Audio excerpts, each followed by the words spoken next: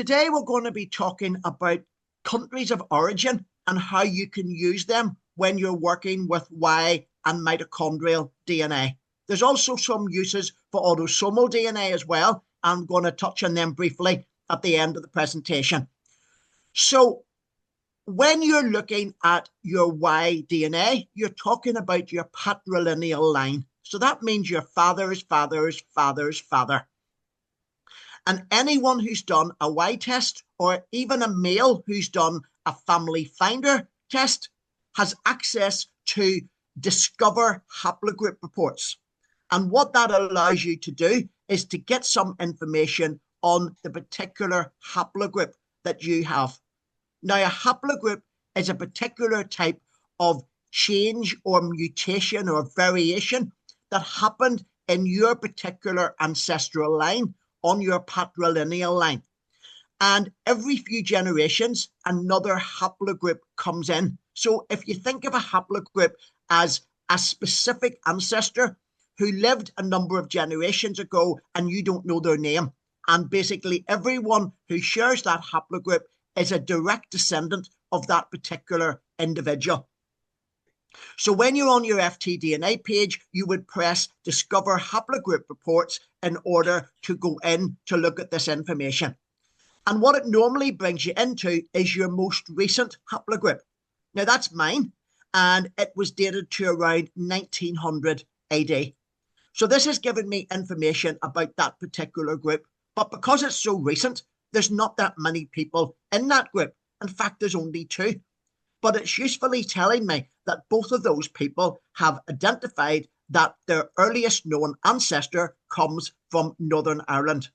Now, what we mean by earliest known ancestor is the earliest known proven ancestor on that particular line. So because this is Y DNA, it has to be your father's father's father's father's father. So obviously it has to be a male. Now, some people get these wrong and they put in the wrong name. So it should be the direct paternal ancestor of the male tester for Y DNA. And then if you're looking at this for mitochondrial DNA, it's the same principle. But this time it's not the father's father's father's line, it's the mother's mother's mother's line. So with mitochondrial DNA, the name that you enter and the information is always about a female ancestor. So although that's useful to say that those people lived in Northern Ireland, that's not referring to the tester's location. That's referring to the earliest known ancestor's location. And that's why it's useful. I'm going to show you later how to put that information in. But what I want to do just is explore, if you go slightly further back, then obviously more people are going to match you as you go into the haplogroups above.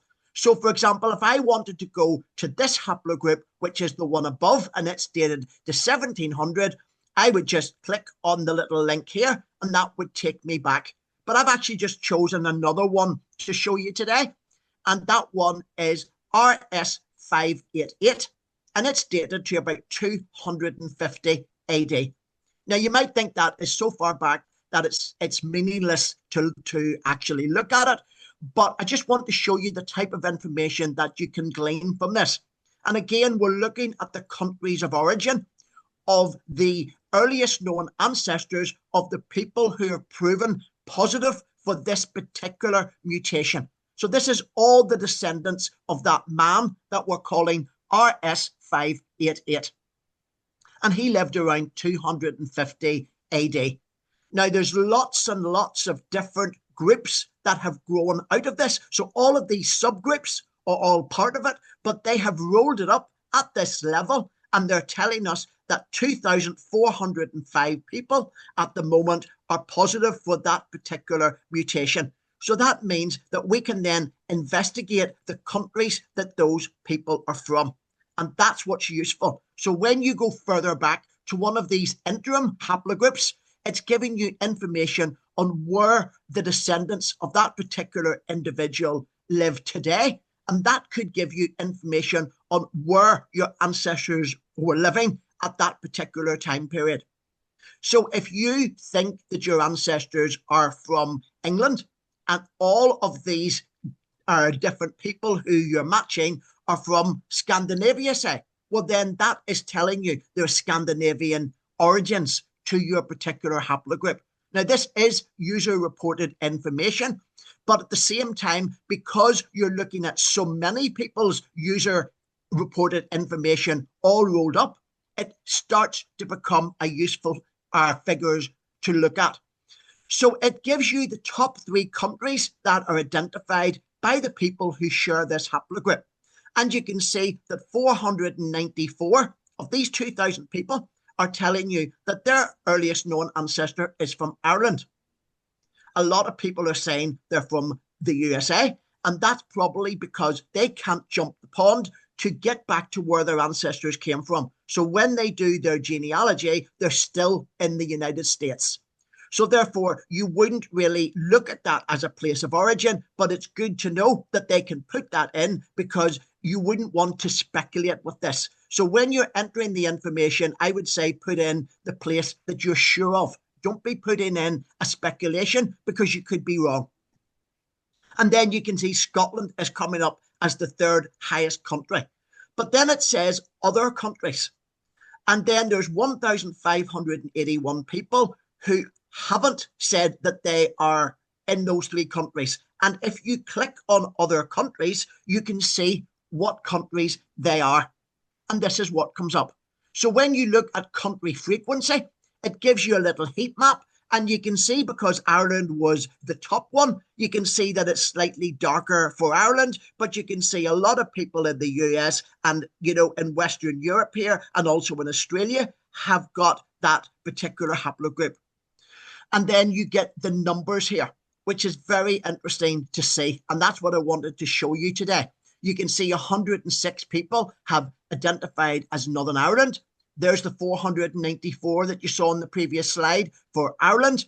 And again, you can see Canada, Isle of Man. So you're really looking for the bigger ones. And this is giving you an indication of where people's ancestral lines came from. But the biggie is that a lot of people are not entering this information. And therefore, there's a large number of unknown origin at the bottom.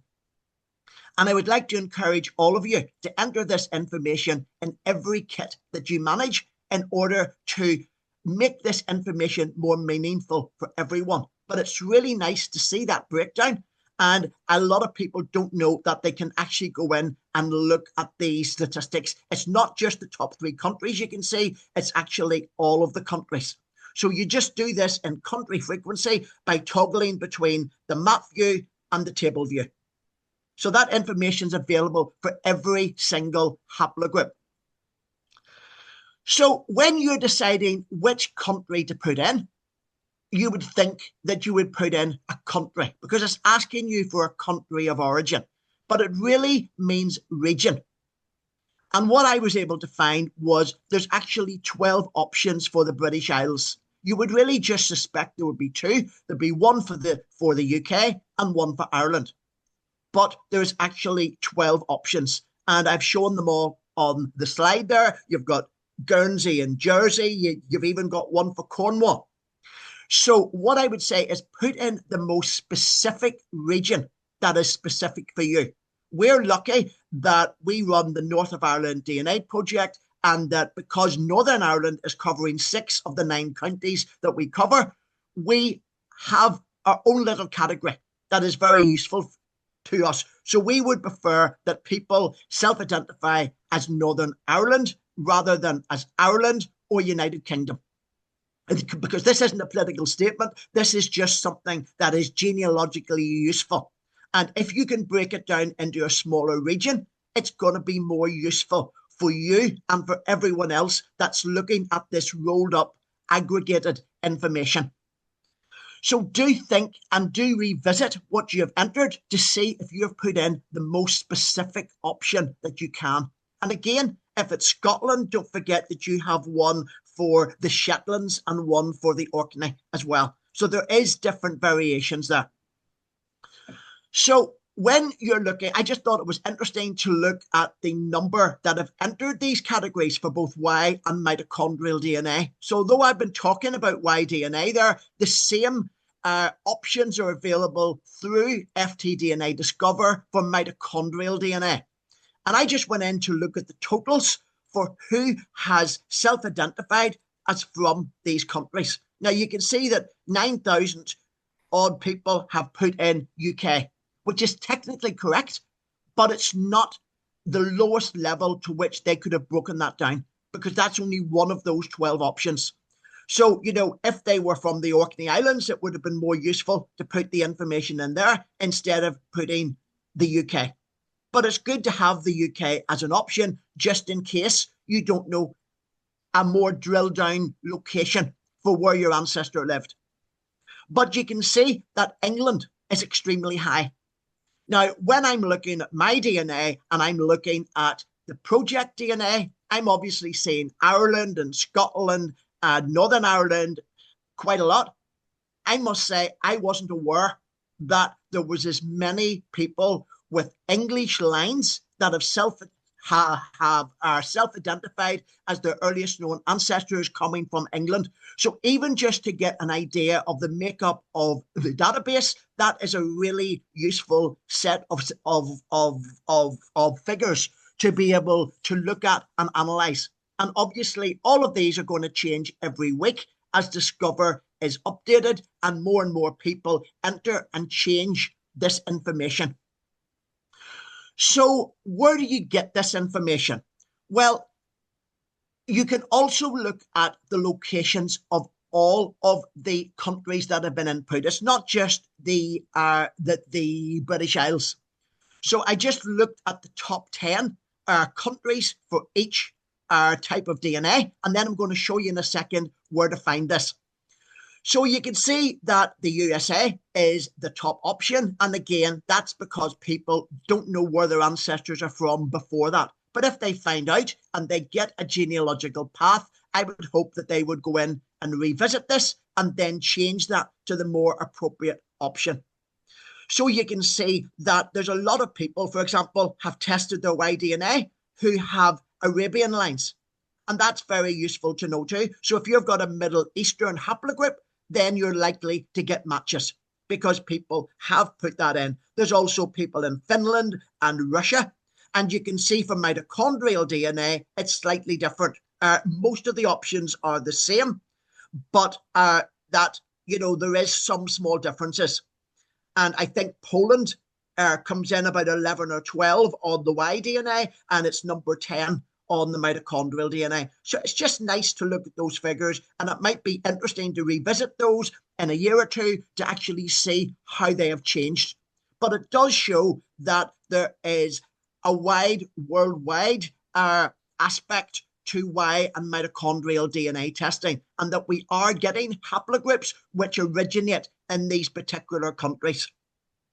So when you're looking to find these, you can go to FTDNA Discover and you can enter a haplogroup.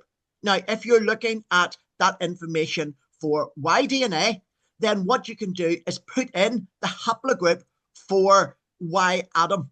Now, Y-Adam is supposed to have lived about 232,000 BC.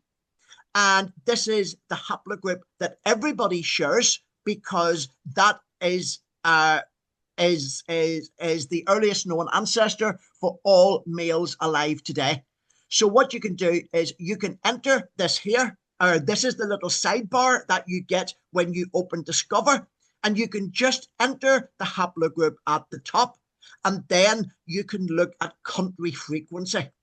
And when you do that, you get the two options of the map view and the table view that I showed you on a previous slide. And then you can see all of the totals for all of the different countries. Now, if you want to do this for mitochondrial DNA, you just put in haplogroup L. And again, you would just go into the mitochondrial Discover and put L in there. And then you would see the totals for mitochondrial DNA that go back to mitochondrial Eve, who lived about 141,000 BC. So you're just getting in then to the country frequency and selecting table view. And again, you can toggle between map view and table view. Map view isn't really going to be of much use because it's going to show you 100% for every country because everyone coalesces back at those particular haplogroups. Okay, so this is the bit that you have to do. And what I have identified now is this is the number of people who have not entered their Y-DNA and their mitochondrial earliest known ancestor information. So nearly 500,000 Y-testers have yet to enter this information. So I would encourage you to go in to every single kit that you manage and to enter this information. You need to put in a country that is the most specific that it can be. And what you will find, if you haven't fully entered this information, you will get this little reminder at the bottom of your homepage, and it will encourage you to put in your earliest known ancestor information, and it says add now. So the easiest way to find this is just to click on that little reminder on your homepage, which you can see when you log in. But the more people that record this information, the more insight you're going to have. And as more people test, again, that is more user input data. And this just helps to show trends for all of these earlier haplogroups. And that is helping to reveal the origins of all of us.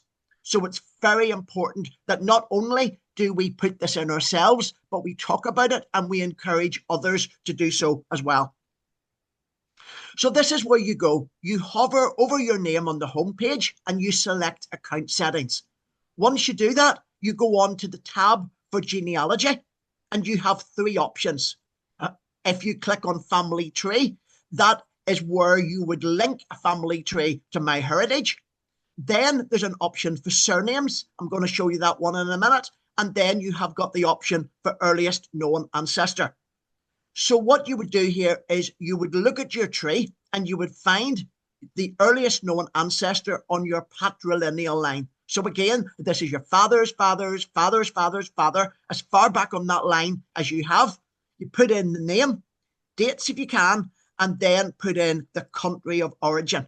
And that's where, if you were looking at the UK, you'd be looking at those 12 different options that I showed you on a previous slide, not just United Kingdom or Ireland. It should be as specific as possible.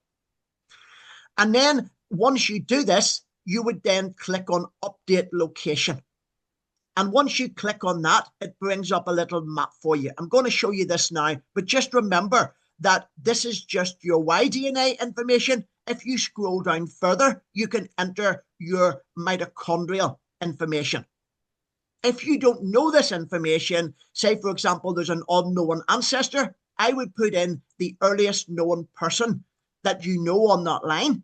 If that's not appropriate for some reason, just enter, I don't know this information. Just tick this box and that is it complete for you. So even if you don't know, you can still get rid of the little prompter by clicking on that. But once you put in the name and the country of origin for both your Y and mitochondrial lines, then you would press update location. And this brings you to this screen. And what happens is you get a map of the world and you can just move the map about. You've got a little wheel here and you can open up this wheel and it allows you to zoom in, and it also gives you directional arrows as well. So I normally just move the map across until I get to the UK, and then I zoom in on Northern Ireland, and you can zoom right in to street level.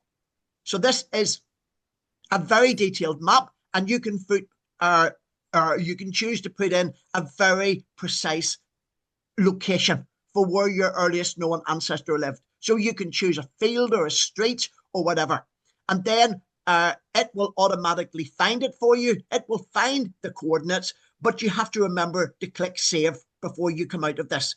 And what it will do is enter, then, and it will save that information, and then that will be automatically fed into those categories on Discover, and that will help everyone with the information. So you also then have to do this for your mitochondrial line, as I mentioned.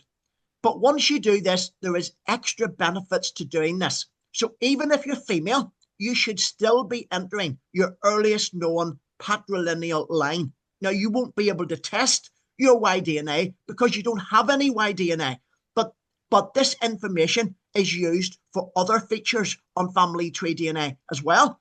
And I'm going to show you a couple of those now. One of them is matches maps. This again is just useful for mitochondrial and Y DNA, but what it allows you to do is look at your Y matches plotted on a map. Now, this is the map that I got for my particular haplogroup on mitochondrial DNA, and the white pin shows where my ancestor came from. And then I can get a little key here to how close these particular matches are for me. And what I can see very clearly here is that my closest matches are all down in Cornwall. And what I can also see is that there's a little shadow around some of these here, a shadow that I'm not getting there. So when I use these little pluses and minuses, I can zoom in on this map, and I can zoom in, and I then find there's not 3 there, there's actually 5 there. So again, I can look at those people's names, I can look at their trees, and what I have established is that all 5 of those people in Cornwall all have different earliest known ancestors, but they can all trace their lines back to Cornwall. Now, that's telling me something about my line, and it's giving me a real strong research possibility that I can look at Cornwall as somewhere where my earliest known ancestor may have lived in previous generations.